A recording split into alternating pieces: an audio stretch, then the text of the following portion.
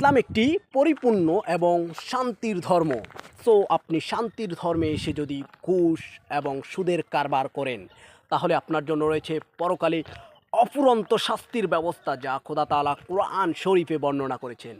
আপনি চাইলে ইসলামের সুন্দর ব্যবস্থায় সুন্দর পথে চলে নিজের আখিরাতকে একটি সুন্দর এবং সুশ্রীভাবে গড়ে তুলতে পারেন। কারণ আপনি যদি এই পারে অপরাধ করেন, তাহলে আপনার পরপার কিন্তু খুবই খারাপ হবে, খুবই খারাপ, যা আপনি কল্পনা করতে পারেন না।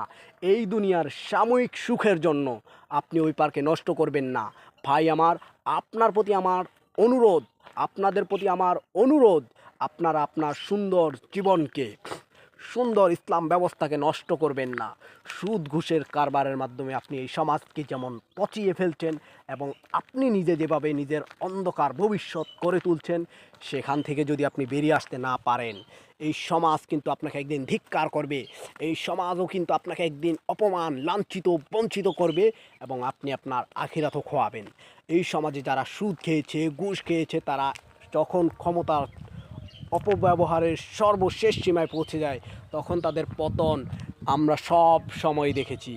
আপনারা যদি সুদ ঘুষ খেয়ে নিজের মনকে, অন্তরকে তৃপ্ত অনুভব করেন, তাহলে সেটা হারাম, হারাম, হারাম, এবং তার জন্য আপনার ওই পেটের ভিতরে এমন গলন্ত সীসা দেওয়া হবে, যার তাপদাহ আপনি সহ্য করতে পারবেন না।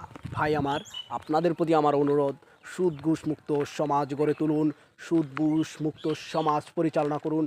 আপনিও যেরকম আখিরাতে কামিয়াব হবেন এবং এই দেশবাসীকেও আখিরাতের জন্য কামিয়াব হিসেবে গড়ে তুলতে পারবেন।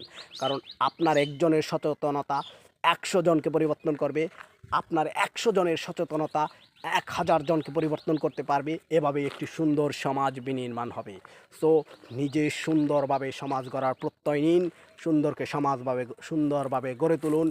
এই দোয়া নিয়ে আপনাদের মাঝে আমি আহাদ খান সব সময় থাকবো। আসসালামু আলাইকুম।